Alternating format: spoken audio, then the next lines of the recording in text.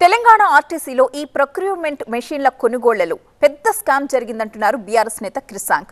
Project tender గురించి ఆన్లైన్లో ప్రస్తావించలేదని, ఆఫ్లైన్లో టెండర్ నిర్వహించాలని షరతు పెట్టారని ఆరోపించారు. దీనికి మంత్రి పొన్నం ప్రభాకర్ వివరణ ఇవ్వాలని డిమాండ్ చేశారు. ఆర్టీసీలో ఎట్లా ఒక పెద్ద ప్రాజెక్టు, ఒక పెద్ద టెండర్ని గోప్యంగా లోపట ఎట్లా స్కామ్ చేసిర్రో దాన్ని మీ ముందు పెట్టడానికే ఈరోజు ఈ ప్రెస్ సమావేశం.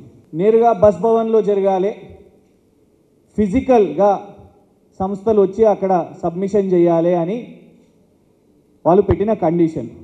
మరి ఎన్ని సంస్థలు వచ్చినాయి, ఎంత కోట్ చేసిండ్రు, ఎవరు హై కోట్ చేసిర్రు, ఎవరు లో కోట్ చేసిర్రు, ఎక్కడ కూడా దాని గురించి కనబడతలేదు. ఆ తర్వాత కరెక్ట్ ఒక నెల తర్వాత మరి ఏ కంపెనీకి లాభం చేయడానికో 14 అమెండ్మెంట్లు తీసుకొని వచ్చారు. 14 అమెండ్మెంట్లు. మరి వాళ్లకు నచ్చిన కంపెనీలకు, మహారాష్ట్రకు చెందిన నచ్చిన కంపెనీలకు కట్టబెట్టాలని దీని వెనుక ఒత్తిడి ఏంది, ఎవరికి లాభం అవుతుందో దీని మీద వివరణ కావాలి. ఈ మొత్తం కాంట్రాక్టుకు సంబంధించి ఎన్ని లావాదేవీలు జరిగినాయి, అసలు ఈ కాంట్రాక్ట్ డీటెయిల్స్ ఏంది, ఎన్ని కంపెనీలు పోటీ పడ్డాయి, దానికి మొత్తం కూడా స్పందన చెప్పాల్సిన అవసరం మరి మంత్రిగా పొన్నం ప్రభాకర్ గారిది.